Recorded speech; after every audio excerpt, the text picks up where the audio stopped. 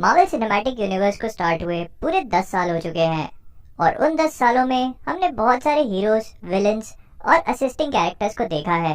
और जहां पर हमारा ध्यान हमेशा इस बात पर रहता है कि कौन कितना स्ट्रांग है, वहीं पर हम लोग इस फैक्ट को इग्नोर नहीं कर सकते कि बिना किसी प्लान या स्ट्रैटेजी के कभी भी कोई स्टोरी आगे नहीं बढ़ सकती। तो आज हम बात करने वाले हैं एमसीयू के टॉप 10 स्मार्टेस्ट कैरेक्टर्स के बारे में।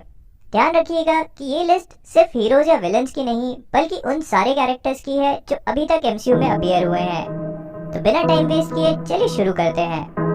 Number 10, Nick Fury. Nick Fury को हम एमसीयू का फाउंडेशन कह सकते हैं क्योंकि आयरन मैन में डेब्यू करने के बाद से सैमुअल एल जैक्सन के निक फ्यूरी ने एवेंजर्स इनिशिएटिव की शुरुआत की थी और इसके लिए फ्यूरी ने हीरोज, मॉन्स्टर्स और गॉड्स को मिलाकर एक बहुत ही अमेजिंग टीम बनाई थी जो अपने आप में एक बहुत ही बड़ा अचीवमेंट है। और इसके अलावा भी अगर निक फ्यूरी के कैरेक्टर पे हम ध्यान दें तो निक फ्यूरी एक बहुत ही बड़ा टैक्टिशियन है और इसका सबसे बड़ा एग्जांपल हमने कैप्टन अमेरिका विंटर सोल्जर में देखा था, जहाँ पे निक फ्यूरी अपने आप को लिटरली मौत के मुंह से बाहर निकाल लाता है। Number 9, Peter Parker.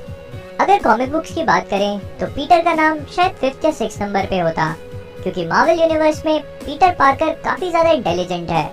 With that being said, MCU का पीटर अभी सिर्फ 16 साल का है, लेकिन स्पाइडरमैन होमकमिंग में पीटर ने खुद अपने वेब शूटर्स और वेबिंग को इन्वेंट किया था, जिसे देखकर खुद टोनी स्टार्क भी हैरान हो गया था।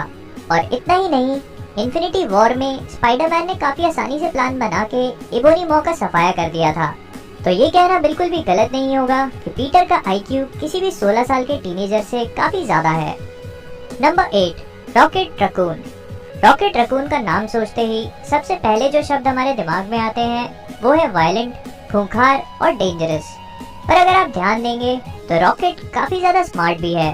ध्यान देने वाली बात ये है कि रॉकेट किसी भी सुपर स्मार्ट एलियन रेस का मेंबर नहीं है, बल्कि एक ऐसा रकून है जिसे जेनेटिकली इंजीनियर किया गया है। रॉकेट रकून उन कैरेक्टर्स में से एक है जो अपने दिमाग और आसपास मौजूद नॉर्मल से दिखने वाली चीजों से एक प्लैनेट डिस्ट्रॉइंग वेपन बना सकते हैं। और इतना ही नहीं, रॉकेट के अलावा सिर्फ एक थॉर ही है जो ग्रूट की लैंग्वेज समझ सकता है। और जैसा कि हम सब जानते हैं कि थॉर एक एसगार्डियन गॉड है जिसने ग्रूट सीखने के लिए एक्स्ट्रा क्लास ली थी, लेकिन रॉकेट ने ये कमाल कैसे किया कोई नहीं जानता। Number 7, Thanos. थैनोस को इस लिस्ट में ऐड करना काफी अजीब सा लगता है क्योंकि थैनोस का सोचने पर सिर्फ एक ही चीज दिमाग में आती है और वो है पावर। बट एमसीयू का थैनोस कॉमिक बुक के थैनोस से काफी ज्यादा अलग है।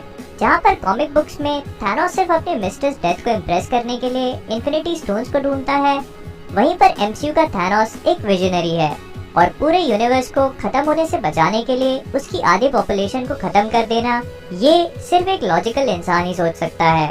और इतना ही नहीं, ठीक ऐसा ही सोल्यूशन उसने काफी पहले अपने प्लैनेट टाइटन को बचाने के लिए वहाँ पर रहने वाले लोगों को सजेस्ट किया था, लेकिन उसकी एडवाइस ना मानने की वजह से टाइटन पूरी तरह से डिस्ट्रॉय हो गया। वैसे तो एमसीयू का थैनोस हमारे लिए एक सुपर विलन है, लेकिन अगर इस चीज को लॉजिकली देखा जाए तो उसका मोटिव किसी भी एंगल से सेल्फिश नहीं है। Number 6, doctor strange. Doctor strange के पास आइडेंटिक मेमोरी है, जिसका मतलब ये है कि उसे कोई भी चीज एक बार देखने या फिर पढ़ने पर हमेशा के लिए याद हो जाती है। हर स्टूडेंट की ड्रीम सुपर पावर। लेकिन एमसीयू का डॉक्टर स्ट्रेंज सॉर्सरर सुप्रीम बनने से पहले एक न्यूरोसर्जन था और उसने 2 डिग्रीज एक साथ एक ही टाइम पर ली थी। और कमरताज पहुंचने के बाद वो वहाँ की सारी बुक्स काफी आसानी से पढ़ लेता है और उनके अंदर मौजूद स्पेल्स को काफी आसानी से याद भी कर लेता है, जो वहाँ पर रहने वाले लोग कई सालों में नहीं कर पाए थे। और याद रखिए, ये सारी बुक्स दरअसल में संस्कृत में थी। Number 5, Howard Stark. Howard Stark Tony Stark के पिता हैं और काफी हद तक उसके ब्रिलियंस के लिए वही जिम्मेदार भी हैं। हॉवर्ड अपने टाइम के बेस्ट मैकेनिकल इंजीनियर थे जो कैप्टन अमेरिका के क्रिएशन के टाइम भी वहाँ पर मौजूद थे। इतना ही नहीं, आयरन मैन 2 में जब टोनी अपने पैलेडियम पॉइजनिंग से बचने के लिए एक नया एलिमेंट ढूंढ रहा होता है और उसके हाथ कुछ भी नहीं लगता, तब उसे ये बात पता चलती है कि उसके पिता हॉवर्ड ने अपने टाइम में एक एलिमेंट ऑलरेडी ढूंढ लिया था, लेकिन अपने टाइम के लिमिटेशंस की वजह से वो उसे फिजिकली क्रिएट नहीं कर पाए थे। तो उन्होंने उसका एटॉमिक स्ट्रक्चर अपने एक्सपो के मैप में छुपा दिया था, जिसे सिर्फ और सिर्फ टोनी ही ढूंढ सकता था। Number 4, Bruce banner.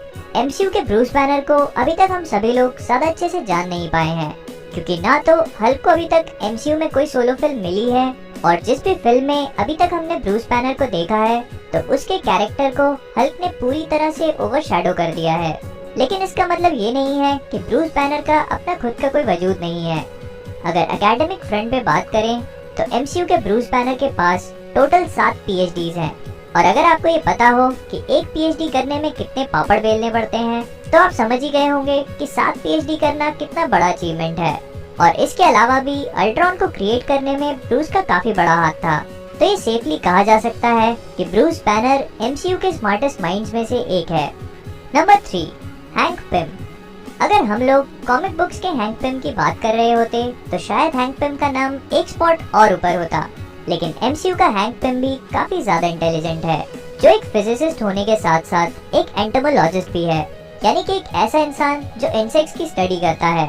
अगर हैंक पिम के अचीवमेंट्स की बात करें तो हैंक पिम ने पिम पार्टिकल्स नाम के पार्टिकल्स की डिस्कवरी करी थी, जो आज तक पूरे एमसीयू में कोई भी नहीं कर पाया है।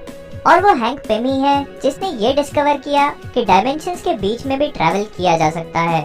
अपने नैनोटेक को यूज करके उसने एक ऐसा सूट बनाया जो पहनने वाले को हाथी से भी बड़ा या फिर एक एंट से भी छोटा कर सकता है। और अगर ये काफी नहीं है तो उसने एंट से कम्युनिकेट करने के लिए एक डिवाइस भी बनाया है। Number 2, Tony Stark. Tony Stark MCU का सबसे पहला सुपर हीरो है और बिलियनियर, प्लेबॉय, फिलैंथ्रोपिस्ट होने से पहले वो एक जीनियस है जिसने एक अंधेरी गुफा में कुछ थोड़े से लोहे के टुकड़ों से एक उड़ने वाला आयरन मैन सूट बना लिया था। उसके बाद से लेके आज तक टोनी लगातार अपने आप को और अपने आर्मर्स को इवॉल्व करता गया है। उसका एक सूट हमेशा ही दूसरे से बेटर होता है। और अगर अचीवमेंट्स की बात करें तो अचीवमेंट्स के नाम पर वो अपने ब्रिलियंट फादर हॉवर्ड स्टार्क को कब का पीछे छोड़ चुका है, जिसमें जाविस, फ्राइडे और अल्ट्रॉन जैसे एआई भी शामिल हैं। और इनमें से एक ने तो पूरी अर्थ को ऑलमोस्ट डिस्ट्रॉय कर ही दिया था। और अगर इतना भी काफी नहीं है तो टोनी स्टार्क ने हल्क को रोकने के लिए हल्क बस्टर आर्मर क्रिएट किया था, जिसका यूज करके वो हल्क को बड़ी मुश्किल से ही सही पर रोकने में कामयाब हो गया था। तो ये कहना गलत नहीं होगा कि टोनी एमसीयू का सबसे स्मार्टेस्ट सुपर हीरो है। नंबर 1, शूरी। ब्लैक पैंथर की प्रोड्यूसर नेट मोर ने ये बात बताई है कि शूरी पूरे एमसीयू में सबसे स्मार्टेस्ट कैरेक्टर है। और अगर एक तरह से देखा जाए तो ये बात बिल्कुल सही है, क्योंकि वकांडा के टेक्नोलॉजिकली एडवांस होने के पीछे कहीं न कहीं शूरी का ही सबसे बड़ा हाथ है। वाइब्रेनियम की पावर्स को शूरी ने बखूबी हार्नेस किया है। और इतना ही नहीं, बगी को डीप्रोग्राम करना, एवरेट रॉस की स्पाइन इंजरी जिसे कोई हील नहीं कर सकता था, उसे शूरी ने काफी जल्दी और आसानी से हील कर दिया। और तचाला के ऑसम ब्लैक सूट को क्रिएट करने में भी शूरी का ही हाथ है। यहाँ तक कि जब इन्फिनिटी वॉर में विजन को बचाने के लिए उसके फोरहेड से माइंड स्टोन को निकालना होता है तो कैप्टन अमेरिका उसे शूरी के ही पास लेकर आता है, जिसके लिए ये बहुत बड़ा काम तो नहीं था, लेकिन ऐसा करने के लिए उसके पास टाइम कम होता है।